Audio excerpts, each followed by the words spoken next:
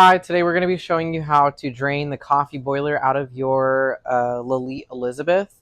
The first steps is going to be removing all of your accessories, which would include your water tank and your drip tray. And if you have your portafilter installed, please take that out as well. We're going to remove the 3 screws that are holding down your top panel so that we can get to the coffee boiler directly. Set the screws aside and be careful not to lose them. We're going to pry up on the top panel and remove it. We'll set that aside. Now that we're facing the inside of the machine, we're going to address 2 of these PTFE tubings and remove them to have 1 airway going in and 1 exit for the water. We're going to be removing these tubings actually from their connecting portions. So for this top tube on the coffee boiler, you're going to be removing it from this solenoid, and from this top connector of this little T connection, we're going to disconnect it from the bottom. So with 2 hands, you're going to need to push in. I'll demonstrate on this top one. You'll need to push in and then pull. These are push to connect fittings, so you have to push in these little collars and then pull the tubing. So we're going to go in and we're going to push in. I'm using my 2 fingers to push down, and I'm going to pull up to pull our tubing out, and I'm going to do the same down up in the front. I'm going to use my fingers to push down the collar and pull up the tube.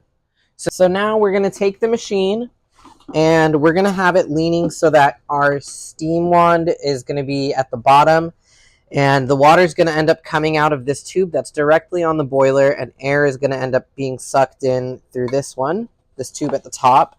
We're going to flip the machine over, and water is going to begin to come out. So this boiler didn't have too much water in it. Hold it over your sink or a bucket until all of the water stops coming out. Flip the machine back over. I got a little bit of a squirt outside of the steam wand.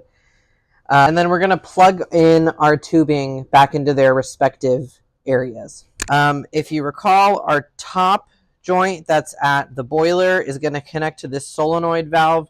So you'll push all the way till you can't push anymore, and you'll pull up a little bit, and that's how you know that it's clicked into place. We'll do the same thing with this front. On the top of the T connection, it's going to go to the solenoid that's sitting in the middle. Push until you can't push anymore, and then pull so that you know the tube can't come out. And now we've plugged in our hoses, and now we can reinstall our top panel.